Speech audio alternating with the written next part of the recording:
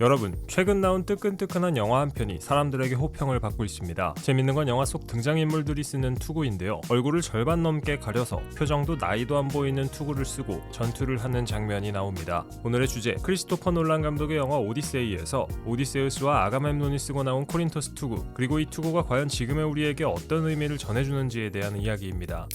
오디세이는 크리스토퍼 놀란이 감독, 연출과 각본을 맡은 2026년 영화로 호메로스의 동명사사시를 원작으로 트로이 전쟁 이후 고향 이타카로 돌아가는 오디세우스의 10년간의 험난한 귀한 여정을 그립니다. 맷 데이먼과 톰 홀랜드, 앤 해서웨이와 샤를리즈 테론, 로버트 패틴슨 등의 초호화 캐스팅으로 개봉하기 전부터 화제를 모았는데요. 2026년 7월 미국 개봉 이후 흥행에 성공해 유럽과 중국, 일본 등 공개 국가에서 박스오피스 1위를 기록했고 한국에서는 2026년 8월 5일 개봉했습니다. 그런데 극중에서 주인공 오디세우스와 그리스의 왕 아가멤논, 그리고 목마에 의해 침략을 당하는 트로이의 군인들이 쓰고 나온 투구, 생김새부터 좀 특이합니다. 얼굴을 통째로 감싸고 눈과 입부분만 T자 모양으로 좁게 뚫려 있죠. 코와 뺨, 턱 전체가 청동판 아래 완전히 숨어버립니다. 쓰고 나면 소리도 잘 안 들리고 시야도 가려서 불편할 뿐만 아니라 자유자재로 머리를 돌리는 것도 어려워 보이죠. 그런데 이상하게도 얼굴을 가리면 가릴수록 오히려 존재감은 더 세집니다. 이 투구의 이름은 코린티안 헬멧, 우리말로 하면 코린토스 투구입니다. 하나의 청동판으로 만들어져 전체 머리를 감싸고 당시 무기였던 칼과 도끼, 창 등으로부터 머리를 보호했습니다. 한마디로 근접전에서 뚝배기가 깨지지 않도록 만들어주는 필수템이었는데요. 여러분도 아시다시피 고대 그리스의 보병들이 주로 사용했고 이후 로마 제국 시기까지 이 디자인이 계속 이어졌죠. 300이나 트로이 같은 비슷한 시간대를 배경으로 하는 영화들은 물론이고 이후 로마 제국 시기를 묘사한 영화들에서도 이런 형태의 헬멧이 빈번히 등장합니다.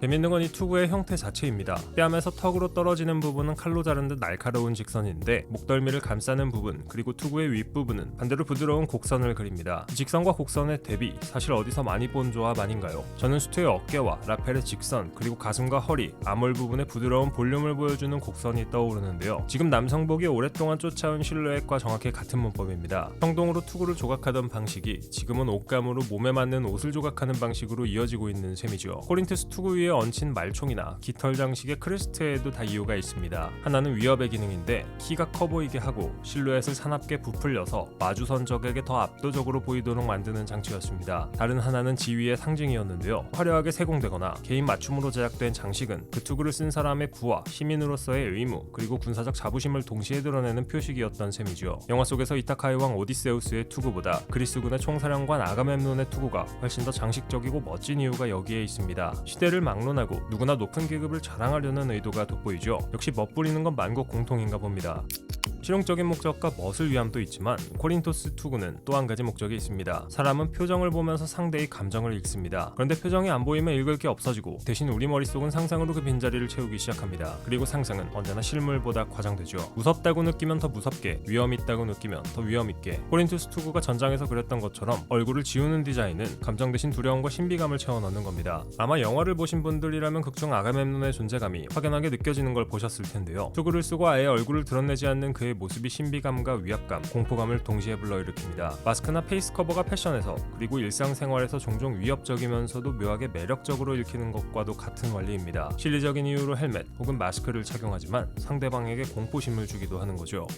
정리하면 이렇습니다. 코린토스 투구는 전쟁터에서 목숨을 지키기 위한 물건이었지 패션 아이템이 되려고 만들어진 건 아니었습니다. 어느 누구도 이걸 길거리에서 멋부리기 위해 쓰지 않았다는 건 확실하죠. 그럼에도 우리는 여기에서 한 가지 사실을 배울 수 있는데요. 시대를 막론하고 남자들도 멋을 내는 데에, 그리고 계급을 표현하는 데에 열과 성의를 다했다는 점입니다. 앞으로 살펴볼 역사 속 남성 패션 이야기에서도 이런 점들이 두드러질 텐데요. 오디세우스가 쓰고 나온 투구 하나가 결국 우리에게 자신들도 똑같다는 걸 알려주고 있는 셈입니다.